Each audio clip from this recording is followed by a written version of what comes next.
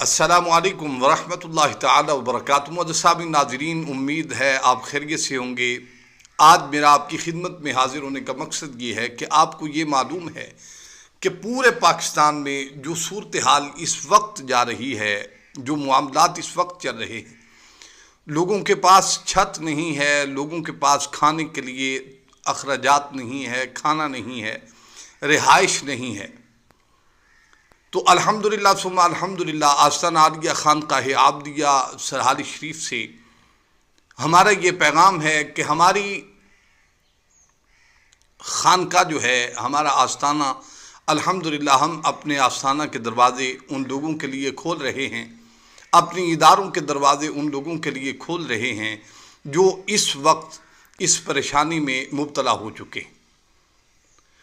तो हमने ये ऐलान करना था कि 100 फैमिलीज़ जो हैं उनको इंशाअल्लाह तबारक व तआला हम रखने के लिए तैयार हैं, उतनी देर जितनी देर ये सूरत हाल ठीक नहीं हो जाती। अल्हम्दुलिल्लाह उनके लिए हम खाने का बंदोबस्त भी करेंगे, रिहाइश का बंदोबस्त भी करेंगे, तमाम उनके अखराजात जो हैं वो आस्ताना बर्दाश्त करेगा।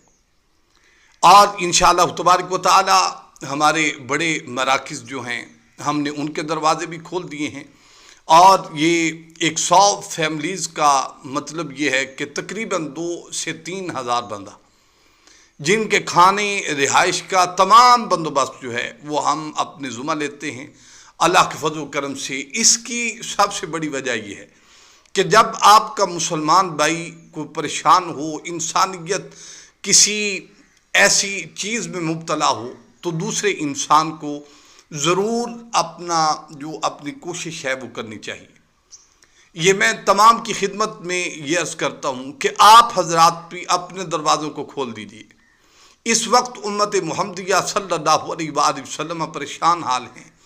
इस वक्त सरकार की उम्मत का जो सिलसिला है, आप उस सब को देख रहे हैं, मीडिया की सूरत में, टेलीविज़न की सूरत में, मोबाइल की सूरत में आपको तमाम जो अपडेट है वो मिल रही हैं। तो मेरा कहने का ये मकसद है आपको कि आप भी अपने दरवाज़े खोलिए।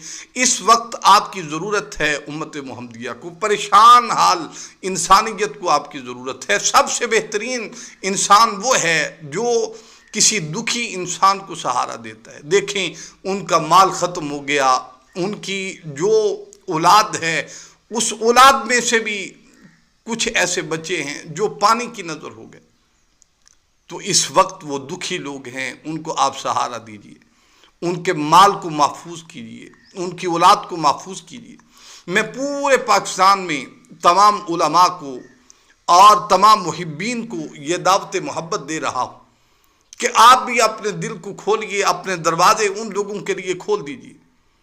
आपने वो लम्हा भी देखा होगा, किताबों में पढ़ा होगा, उलमा से सुना होगा, जब महबूब करीम अहमद मुज्तबा हज़रत मोहम्मद मुस्तफ़ा सल्लल्लाहु अलैहि वसल्लम मेरे महबूब मक्कातुल मुअज़्ज़मा से मदीनतुर रसूल की तरफ हिजरत करके आए, तो उसके बाद सरकार के सारे ग़ुलाम उस वक्त जो है वो मदीना शरीफ में आए।